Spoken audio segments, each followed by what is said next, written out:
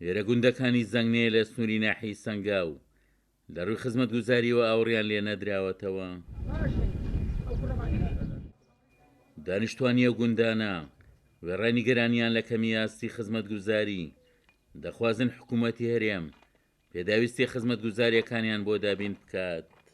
خزمەتگوزاری لەم سنوورە منتیقی زەنگە بە عام خزمەتگوزاری تیان نەکراوە، هیچ خزمەتگوزاریەکی نییە. وەڵام هەموو شتێکی پێویستە بۆ نمونەوە مەکتەبمان پێویستە، خەستەخانەمان پێویستە، ڕێگەوانمان پێویستە.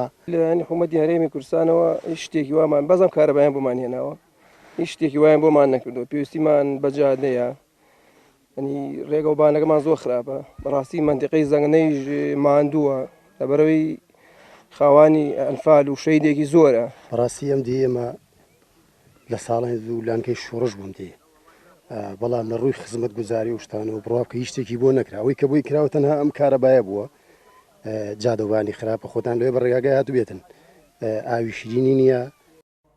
بەڕێوەبەری ڕێگەوبانی چەمچەماڵ دەڵێت پرۆژەی گوندەکانی ناوچەی زەنگنا ماوەی زیاتر لە 8 ساڵە بە بڕیارێکی ئەنجومەنی وەزیرانی هەرێم پرۆژەکانیان پەکخراوە. ئەو ڕێگایەکێکە لە پرۆژە وەستاوەکانی دایرەکەمان کە لە ساڵی 2013 دەست پێکرا لە 2014 بەهۆی قەیرانی داراییەوە وەستاوە.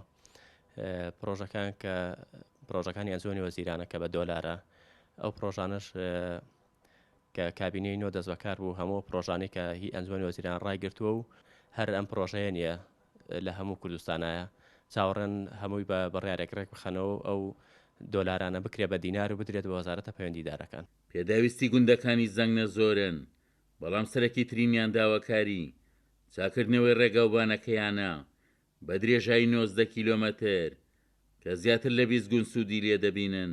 عومەر غەریب، کورسات نیوز، گوندەکانی زەنگنە لە سنووری ناحیی سەنگاو.